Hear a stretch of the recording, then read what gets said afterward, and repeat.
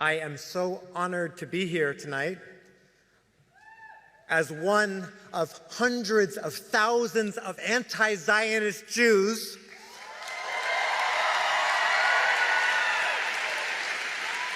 who proudly join the millions of people around the world rising up in solidarity with the people of Gaza and in solidarity with all Palestinians everywhere struggling for freedom.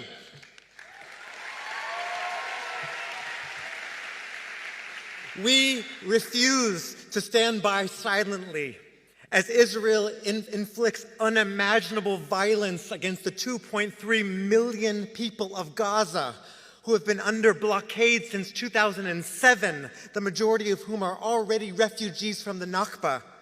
As Israel murders thousands of Gazan children, elders, journalists, poets, parents, doctors, teachers, entire families. So many still trapped under the rubble, so many starving, so many ill with no medical care to speak of. We grieve every single life, a whole world. And it is from this grief that we denounce 75 years of Israeli apartheid and occupation that created the conditions for this crisis. With our whole beings, we reject Zionism itself as a racist and colonial ideology.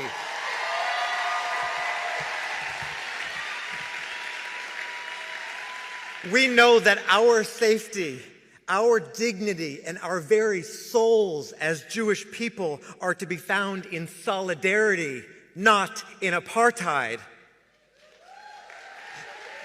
In multiracial coalitions against white supremacy, not in coalitions with white supremacists. In channeling our fear and our rage and our grief into movements for justice, not into military superpowers. We will not be used as a moral cover for the oppression of Palestinian people, not in our names.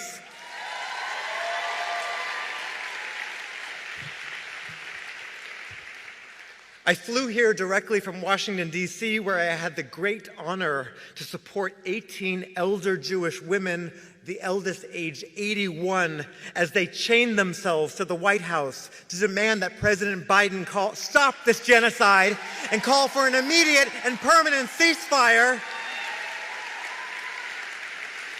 These women, many of them older than the state of Israel, many of them children of the Holocaust, many of them who have lived through the horrors of McCarthyite repression, screamed, "Biden, you cannot hide. We charge you with genocide."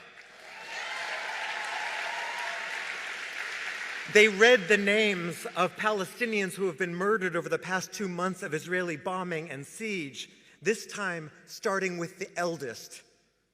Multiple 93-year-old Nakba survivors. As Secret Service cut off their chains with bolt cutters, these powerful Jewish women stood with millions around the world who recognize Palestinian freedom as integral to the freedom of all people. While American media tries to characterize the massive growth of anti-Zionism amongst American Jews as merely a marginal position amongst young people, we know better. It is not a generational rift. It is an intergenerational legacy. We are proud to come from generations of Jews who opposed each and every form of oppression, including Zionism. Who saw Zionism for what it was, a false solution to the crimes of European anti-Semitism that would be used